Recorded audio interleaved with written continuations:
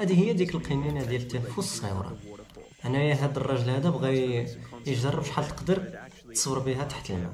انايا جربها بواحد لابيسين نضادر عاديين، وجرب ديك القنينه هنايا كنشوفوا 4 دقائق اوكي، 5 دقائق، 7 دقائق، واو خاص غير 10 دقائق، 10 دقائق و9 سكوند، واو. وكتعمر غير بالتنفس ديال بسكليته صاحبي، وانت تغطس عاد تصبر 10 دقائق اخرى.